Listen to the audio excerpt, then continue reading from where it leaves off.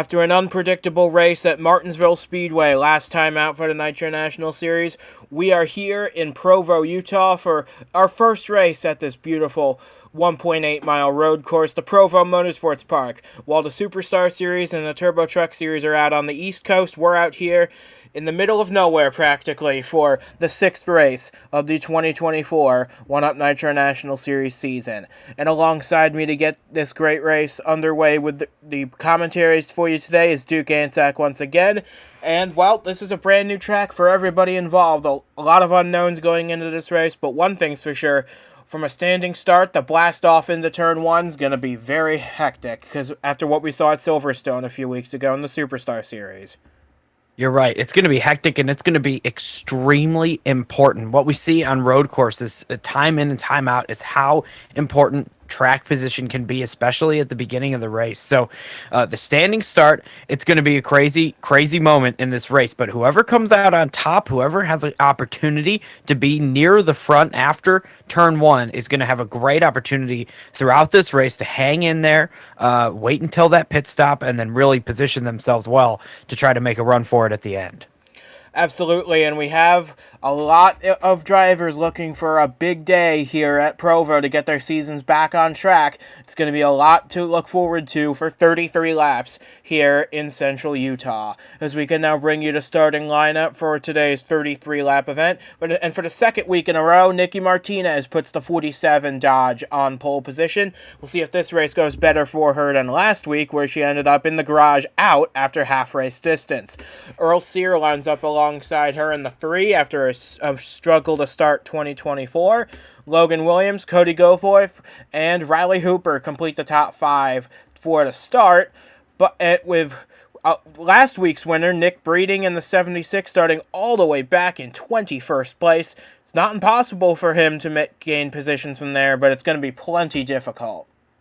Yeah, it certainly will. I'd say that it's going to be an uphill battle for people pretty much in that 20th position, in that range on back. It's going to be a struggle for them today. But all it takes is a really good handling race car and a fast line around this track, especially a place where not a lot of people really know their way around here quite yet. So, hey, anything is possible. Like you said, it's the Nitro National Series. We've always got some crazy stuff going on. So I wouldn't be shocked to see any of these drivers come out on top at the end of the day today. So that being said, we have 42 cars lined up on the grid, ready for the lights to go out. We are ready to bring you that action. This is the 1UP Nitro National Series from Provo Motorsports Park, and the lights will go out when we come at you with the live coverage next. We're all set for a big day here at Provo Motorsports Park, waiting for the lights and the flag to come out here in Utah. Martinez, with our eye on the prize, we are underway at Provo, and it looks like Logan Williams actually gets the best start from third. He already starting to split Sear and Martinez, but Earl Sear with the deep dive on the inside groove, he will be your leader out of turn one.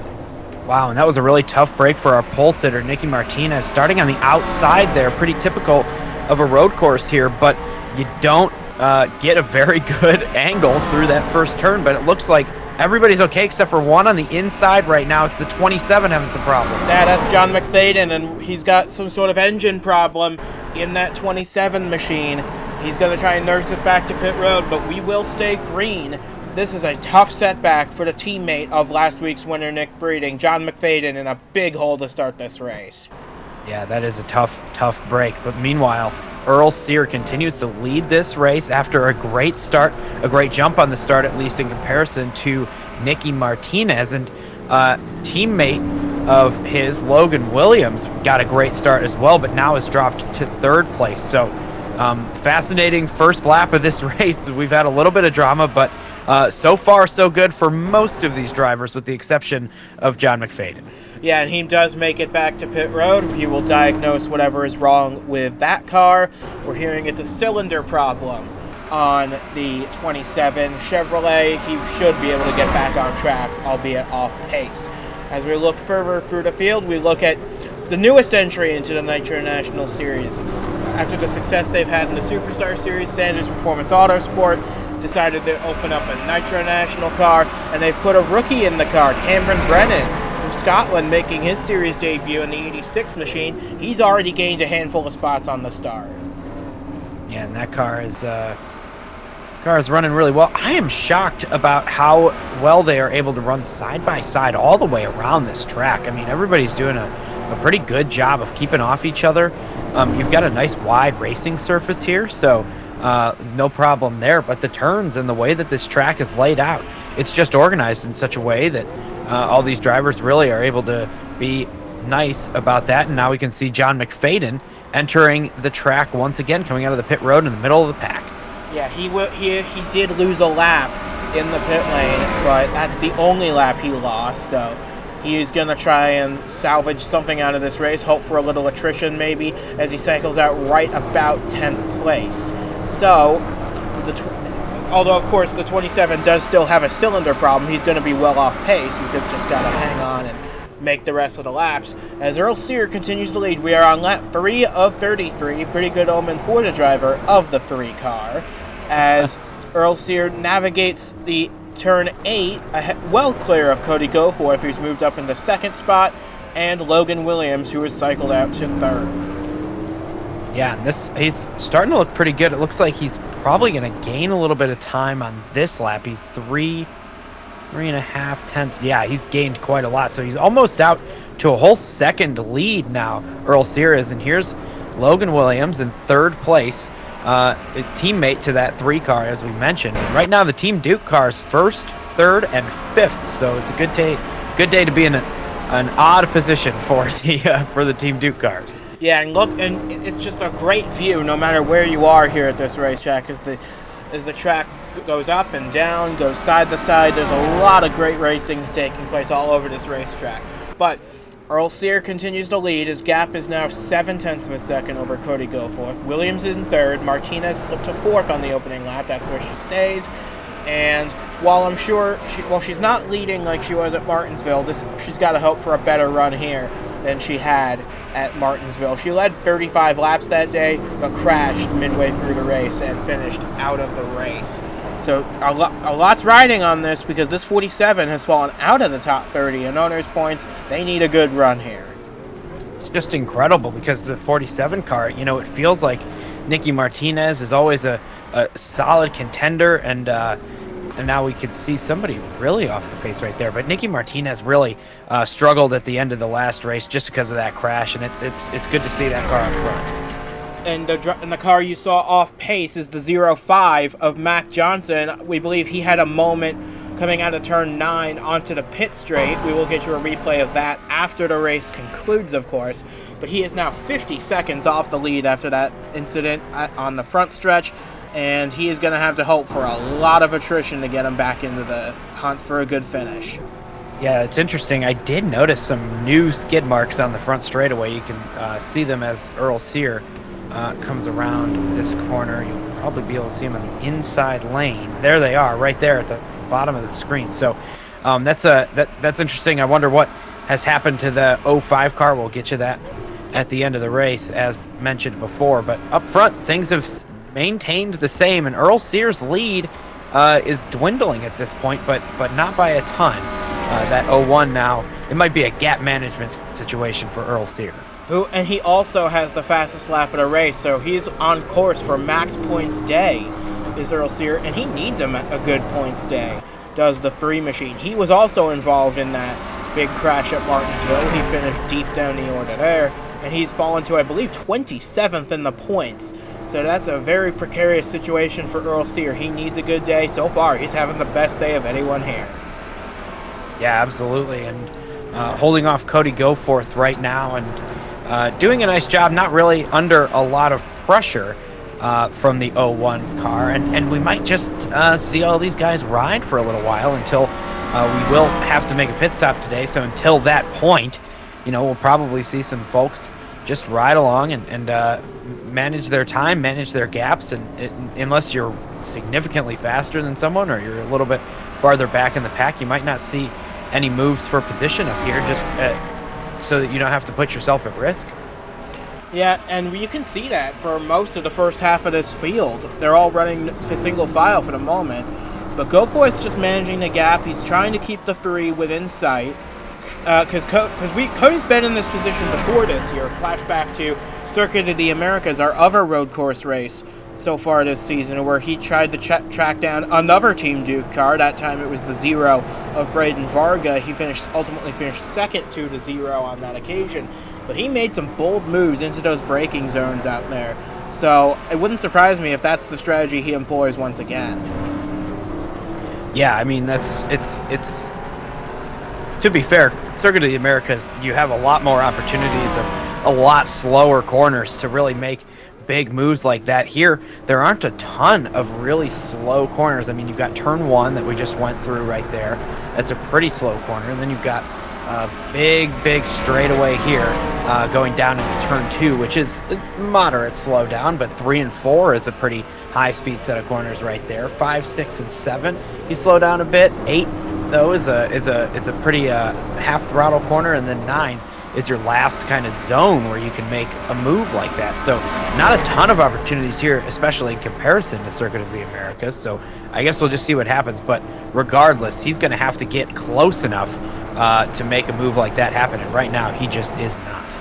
But one driver who is close to making a move is his teammate, Earl Sears' teammate, Elijah Ironhouse, who's lining up a move now on Nicky Martinez. This would be for the 4th position. This would be a good run for Elijah. I believe he's in the playoffs as they run right now. But now we've got a side-by-side battle behind them between Ryan Arnold in the 10 and Jensen Nomina back in his usual paint scheme in the 62. Yeah, that's a great move right there from the 62. The 10 had to go wide, got up in the marbles a little bit that are starting to gather on the outside of turn 1, and now he's under pressure from the 12 car as well. So things are just getting worse and worse for that 10 machine of Ryan Arnold. Yeah, but he is one of 2 Fair & Co. cars that qualified up in the top 10, and they are still running there. So that is what the team needs, especially after what they've had happen in weeks past. But you see this 12 car, Henry Thomas, he is trying to line up a move on Ryan Arnold. Looks like he'll be able to make the move stick. Will he be able to keep it going through the corner? We'll find out in a moment, because Cody Goforth has closed the gap on Earl Sear quite dramatically in the last few corners. Certainly has, and we just saw with that battle farther back in the pack how important it is to stay on that bottom lane. If you get caught on the outside of somebody making a move on you, you might just lose several positions. You know, you get your tires dirty, you get people lining up on the inside of you to try to make that pass, and we'll see what happens here. It looks like nobody's close enough. If Cody Goforth were to make the move on Earl Sear would probably just lose that one position, considering they're both a second ahead of 3rd place. But you can never be too careful, and right now Earl Sear has started to build more of a gap once again over Cody Goforth after the pressure. And of course, with these high-speed corners, you also experience dirty air on the nose of that 01, which could play a factor as well. It's great for when you're on the straightaways. You can draft up to the back of the 3, but once you get into these corners, especially the high-speed ones, you really lose time being stuck right behind another car, and I think that's what's preventing Cody Goforth from getting closer. Yeah, you'll see these guys tuck right up behind the car that's directly in front of them down the straightaways, as we see here with the 01, but then in the corners, you'll see the 01 run a little bit like a half lane below, maybe 3/4 of a lane below that 3 car, just to try to get some fresh air on that nose and push that car down into the ground. The main thing with the dirty air is that you're losing downforce on that car, and downforce is so important here in the high-speed corners that we have in this road course. You need the downforce to get the front grip, and if you don't have it, then you're just going to be sliding up off the track. So it's going to be an interesting battle for everybody. And then for Earl Sear, you know, if he is to fall back into the dirty air, he has not experienced that on his car yet today. So right now, clean air is king, and Earl Sear is out front. But as soon as he falls behind, if he were to, that could spell trouble for the 3 car. As we close in on 1/3 distance here at Provo, Earl Sear has led them all so far, ahead of Goforth in 2nd. Logan Williams closed the gap a little bit by 0.2 of a second. He's now up to 3rd. While Ironhouse and Martinez continue to battle for 4th, they have brought Jensen Nomina into their battle as well. It could be a 3-car tussle for that position in a moment. But the rest of the top 10 is pretty much all on top of each other. You got Henry Thomas in 7th. Ryan Arnold has slipped to 8th ahead of Ryan Reed, looking for his first top 10 of the year in 9th.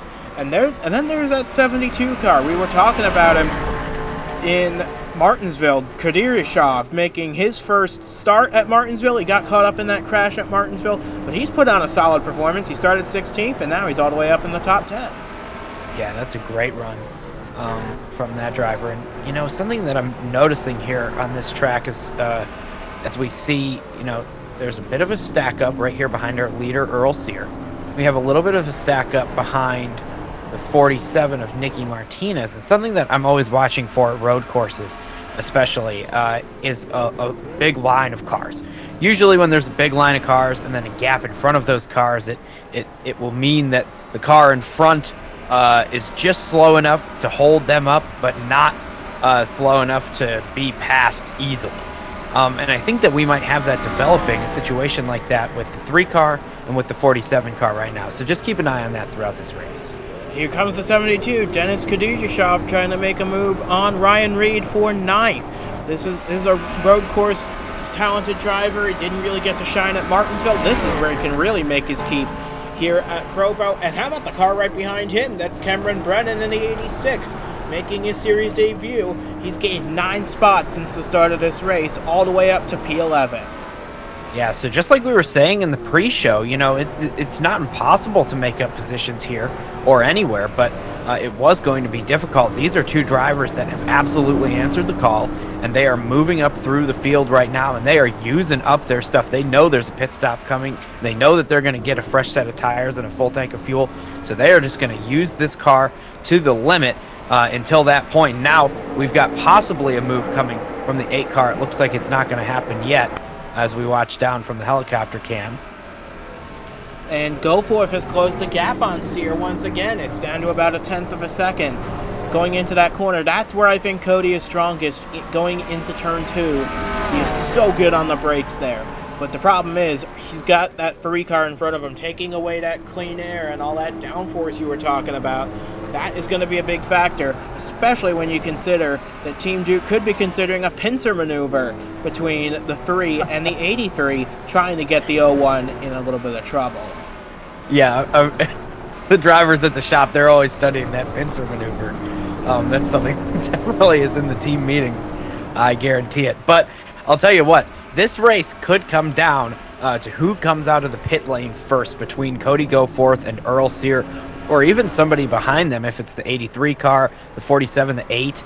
They're a little bit farther back, but Logan Williams is in prime position to jump these 2 ahead in the pit lane. So it could be a fascinating situation. We'll have to make sure to watch in the pit stops. We could be getting pit stops maybe 3, 4, 5 laps from now. I'm not totally sure, but once that does happen, it's going to be big. And now Cody Goforth jumped low. It looked like a mistake from Earl Sear. He got a little bit wide there, and it looks like he's going to be okay for now, but Cody Goforth is ready to pounce. Yeah, it looked like Earl Sear got away with that one a little bit, but that shows Cody Goforth that Sear is not immune from mistakes here. But one thing to keep a note on as well, this is a track with a lot of build-up on the track. It's a very abrasive surface, so the undercut is quite powerful here. So if you can get into the pits before your rivals do, you could be in prime position to make something great happen. It's just a matter of if Cody Goforth pushes the button to pit first, or if Earl Sears outsmarts him and covers him off. It's going to be a nip and tuck game between those 2. See who among them will get the early advantage. Well, I'll tell you what, the window is about to open, and if that is the case, I would be looking at all these crew chiefs and thinking that they are going to want to pit as early as they possibly can. You want to pit early for 2 reasons. One, to get those tires, to get yourself a lap out there on fresh tires while everybody takes that lap on older tires. The second reason is to get clean air. You're always going to set a faster lap when you have clean air around a road course, and if you can pit and come out of the pits not in a group of cars, you're going to be in a really good position to make up some time. So nobody pitting this time, but we will see in the coming laps. That's going to be a big moment in this race to see who is able to get to the pit lane first, who makes the best call, and who's able to set the best lap time coming out of the pits, and possibly go up, take the lead away. Because the thing is, you could pit on this lap and make it to the end. It'd be a stretch, but you could make it. As we look now a little deeper in the field, we see all three of the Motordash racing cars running together. We got Nathan Meyer going underneath his teammate Anthony McClure, same with Aiden Smith in the third car. I'm sure this is not where team owner Liam Nolan wants these three to be running, but if they're running together, at least they've all got consistent setups in those three cars. And, well, now as Benjamin Snyder sets up a move on the 54 of McClure, it's going to be interesting to see at least if any of the Motordash cars can move up the order. Now they're running all together. And more teammates running nose to tail. This time it's the JHM cars. This is a bit of a bigger shock. I expected Kev Shearer to be a bigger threat in this race, but he is mired deep in the field. I believe he's running about 24th. Not where we expect this 20 car to be running. Yeah, we have said his name a shockingly small amount in the past couple of races, so that's just something to keep an eye on. Kev Shearer is going to have a big bounce back, I'm sure of it, at some point in this season, because he's just that kind of driver. He's not going to give up without a fight. And there's a big move from Cody Goforth to the inside of Earl Sear. It's not going to be enough this time, but he is ready to try to take the lead away from that three car. He knows pit stops are fast approaching, and he knows that it's much better to enter the pits as the leader than in second. He knows that. He's ready for it. We'll see what happens coming through this corner. It's going to be very interesting. It looks as though Sear and Goforth getting ready to pit. Yes, they're taking the wide line through turn 8. They're coming in this time. Yeah, and look, the 83 has stayed on the track, so is the 8 car. So a split strategy from the Team Duke cars. 2 of them stay out, 1 of them pits. Earl Sear, your leader. Cody Goforth from second place has made the pit stop, so it's going to depend on those two and who gets out front. Meanwhile, Logan Williams needs to try to set the fastest lap that he possibly can in this race to try to gain time on those drivers. This is his opportunity for an advantage. We'll see if the tires can handle it, if he's been saving enough, if he's been waiting for this one moment to try to take advantage and try to take the lead away. And you've been seeing all the cars that stayed on the racetrack this time around.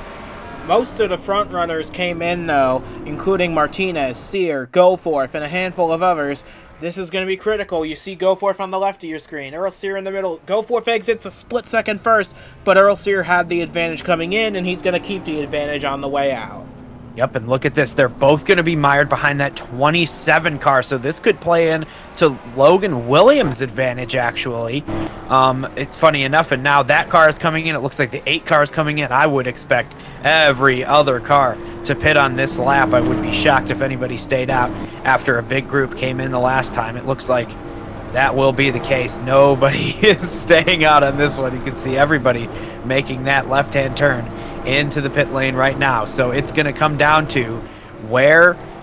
Oh, here's one staying out, the 42 car. This is a bold move from David Meske, the Daytona winner, trying to see if he can get a bonus point maybe for leading a lap, because he is actually doing quite well in the points on the heels of that Daytona win. He's not going to lead this lap, but maybe the next one. Maybe the next one, and that's going to be interesting. So David Meske now could possibly perform an overcut, get fresher tires for than everybody if he stays out 2-3 more laps. Oh, and Nikki Martinez had a slow stop in the 47. That's going to set her a ways back in the field. A tough break once again for that 47 car. It's a real shame, but at least she'll be able to finish this race compared to last week, albeit quite a ways further back than she wanted. But here is your current race leader, David Meske, in the 42. We're going to see if he's got a pit this time. Yeah, I'd think so. This is going to come down to where the 8 and the 10 are. Sorry. Well, yeah, it's basically going to come down to the 3 and the 83. Where is the 3 in comparison to the 83 as the 83 is coming out of the pits? We'll see what happens. There's the 3 car stuck behind the 05 right now, just ahead of Logan Williams, who is now jumped into the second position, but he's under fire for that second position from Cody Goforth. They're side by side, and the 83 is losing time. Now he's going to lose time to the 72 as well. So this is a big mess right up front, but it looks like the 3 car has taken the lead away. and has led that lap. So the 42 does not get to lead a lap after all. But what a jump by that 72. He came into the pit cycle 10th, and now he's going to be cycle out 3rd. A great stop by the Robbers Racing Team, that 72 car. Great stuff. But now, like you said, Earl Sear stuck behind Mac Johnson, and that is going to give Cody Goforth a big opportunity to try and make something happen in the final stages of this race. Yeah, Cody Goforth has already taken advantage of this opportunity to regain that second position away from the 83, who then lost another position from being in that bad spot coming out of turn 9. This is interesting. So there's several people who have had trouble in the pit lane. Ashton Blevins being one of them, Skylar Taylor, James Ellison, who was the points leader going into this race. Had a slow stop in the 31, but the 3 ones I'm focused on right there, Riley Hooper, Ryan Griffin, and Braden Varga. Those 3 had the worst pit stops of the group, and now they are running 38th through 40th. They certainly are. That is a really tough break. And I'll tell you what, somebody else, a teammate of Braden Varga, Elijah Ironhouse, who was running in the top 10 at some point during this race before the pit stop, he stayed out 1 lap and has lost a ton of time. He's no longer in the top 10. And here comes possibly a move from Cody Goforth. Man, this 05 car is wreaking havoc on the leaders. Look at them all stacked up right behind that 05, who is just barely hanging on to the back of this lap. And I'll tell you what, this is the biggest opportunity anybody has had in this race to try to take the lead away from the 3 car, who played the right strategy, has gotten out ahead after a solid pit stop, and now is stuck behind that lapper, and is possibly, in a vulnerable position here against Cody Goforth. And here's a name we haven't mentioned yet today.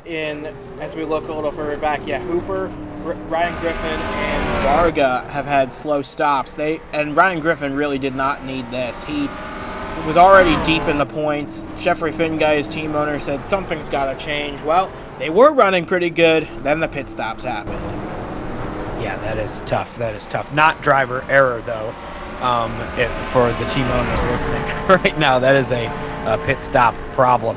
So I'll tell you what, though.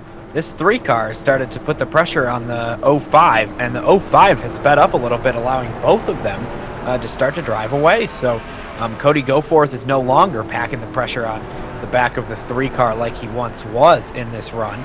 I'm sure that he'll make up some more time unless that 3 car is able to get by the 05, who's driving away from the 3. So this is an interesting part of this run right now. But now the gap for the lead is 0.8 of a second. So that's a pretty big gap, and we'll see. You can see it with your eyes right there.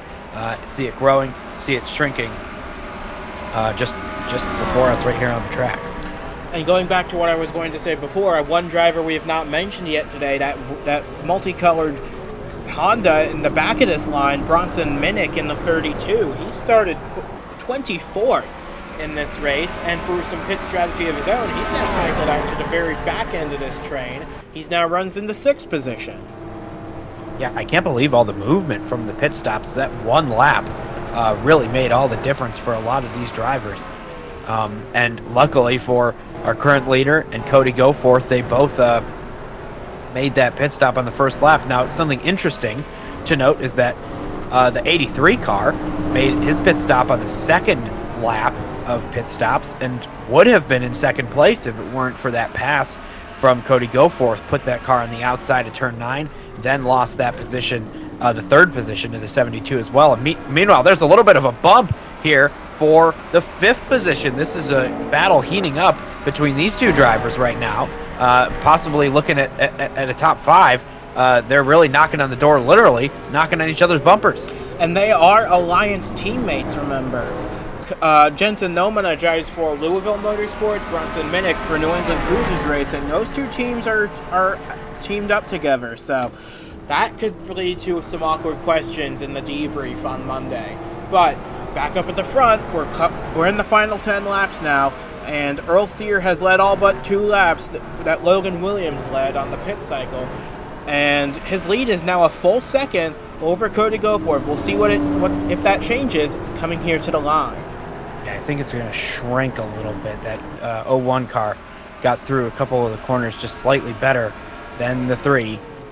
Yeah, it did shrink by about 0.3. It is so up and down at this track. If there's no consistency with how much the gap is growing or falling, and it's all because of this 05 car being ahead of the 3 car still and just dirtying up the air. And now the 3 car is going to go for the move on the 05, and this is going to hopefully be enough for the 3 car to get by. And now that is a... Oh, no! He's not going to get by. He's going to be stuck on the outside. This is going to allow everybody to catch up as they continue side by side around this racetrack. Yeah, that's the last thing Earl Sear wanted, was for the 05 to fight back. Oh, boy, he's on the outside right now. He's going to be on the outside of this corner. He really needs to dive it down in there. Oh, and he's gone wide. That allows Goforth to close right up to the back of the 3 car. Mac Johnson's resilience is not what Earl Sear prepared for. And now we are coming to 7 laps to go in this race. And now Goforth's right on the back bumper of the 3. This could be trouble for Earl Sear. He just heated up his tires trying to make that pass. He got them all dirty, stuck on the outside lane. And now he's got Cody Goforth right behind him and still a lap car in front of him. So he's got no air. He's got bad tires. He's got dirty tires. And they're all hot and heated up. So this is really possibly bad news for Earl Sear. He's got to calm down right here and really try to make a move to stay ahead. A defensive kind of race is what he needs to start running at this point. He needs to not worry about that guy ahead anymore. Yeah, and it's not just Goforth he needs to worry about. We got the 72 up here. Logan Williams in the 83 has joined the battle. And once Minnick and Nomina decide who's going to take that position, once they settle that, they're going to be right back in the mix as well. It's true. So this is this battle all of a sudden has really changed the race. And now Cody Goforth has nosed a little bit lower than the 3 car. He's going to have an opportunity to make a move going down into turn 1, just past the start-finish line. 6 laps to go, and Goforth, he did make a slight move into turn 1, but the real braking zone here is down the end of this straightaway towards turn 2. And Goforth, he's got to be careful, because if he makes one slip up, that 72 is going to be right there waiting to strike. But I think he's too far back to make the move on this occasion.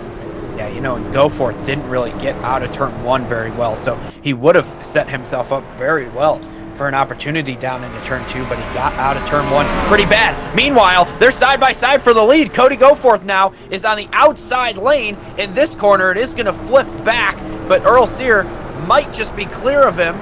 We'll see what happens. He is. Wow. Oh my goodness. That's the closest it's been in this race so far. Earl Sear's car is falling off as we speak, and there's only a few laps left in this one. And there's Cody Goforth again to the bottom, and now he's going to be side by side. He's going to have an opportunity into turn 1 again. He's losing time. Yeah, and for Cody Goforth, this has got to be a sense of deja vu. He's flashing back to that race in Austin, Texas, where he was battling a Team Duke car for the win there, and he lost it on the final lap. He tried his move on the final lap, didn't work out. He finished 2nd.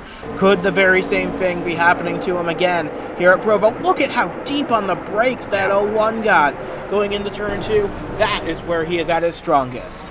You're right, but he does pay for it coming out of the corner, and right now his 72 might make him pay even more for it because he is right there on the bumper. So Cody Goforth really good on the brakes, but it hurts his exit speed. So we'll see how that impacts the rest of this race. But right now, for Cody Goforth, he's in a unique situation. He's trying to play offense to get past the leader of Earl Sear, who is right there in front of him, but he also has to play defense and be very careful of the 72 right behind him, who has been ready to pounce this entire time, and we're running out of laps. Coming now to 4 laps to go, and keep in mind, this was not a situation Goforth was used to at Coda. At that race, it was just him and the 0 battling for the win. Now he's got a whole host of challengers on either side of him, trying to get the positions away. This is going to be an enthralling race to the checkered flag. The question is, can Earl Sear hold on, or will one of the chasing packs get a move on him done before the end of this race, which is fast approaching? Yeah, look at this. Out of the kink section right there of turns 3 and 4, the 01 got right up next to Earl Sear again. I think that Earl Sear might just be sliding through those corners with the front tires that have worn down. in this run significantly more than they did in the last run. They must have adjusted that car for the clean air, considering they were expecting to be back out front, and they are back out front, however, with a car in front of them. So that's probably Earl Sear really struggling with the setup of that car right now and wearing down those front tires. So far, though, he has been able to maintain the lead ahead of Cody Goforth, and they are all right stacked up behind him now. There's 4 cars stacked up behind Earl Sear, and a 5th on the way. Yeah, and is it just me, or is Mac Johnson starting to pull away from this group a little bit? He might be, as Goforth once again deep on the brakes. He's so good on the brakes going into turn 2, but like you said, he regrets it heavily through 3 and 4. That little chicane there, that really cost him time on exit. So he's got to work on that, but now he's only got 2.5 more laps to try and make something out of this.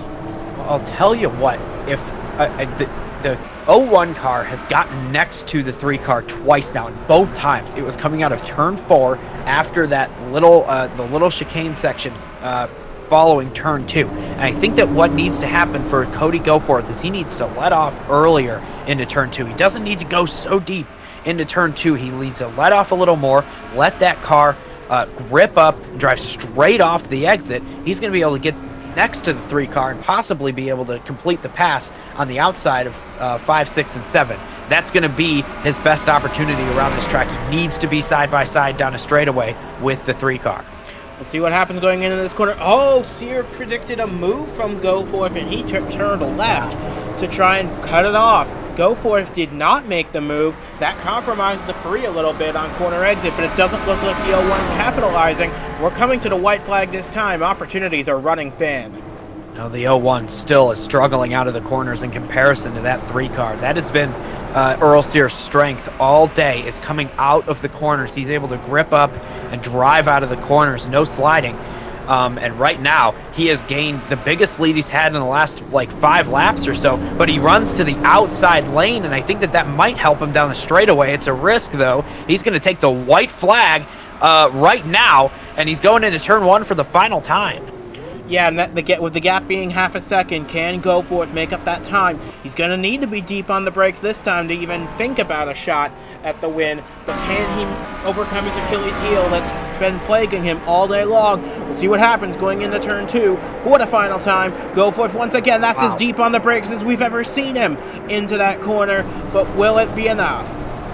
Wow, he got really close to Earl Sear right there, and it looks like he's going to be able to hold on to some of that time he gained. Not all of it, but some of it there. So a really great move from Cody Goforth, who has saved he is using all of that race car, all it can give him on this final lap to try to make one final attempt at Earl Sear. Through turn 8 and going into the hard braking zone of 9, he might be too far back at this point, but for Earl Sear, what a dominating drive at Provo Motorsports Park. He's led 31 laps today, and for the 6th race in a row, we're going to get a first-time winner in the 1UP Nitro National Series, and this time, it's Earl Sear.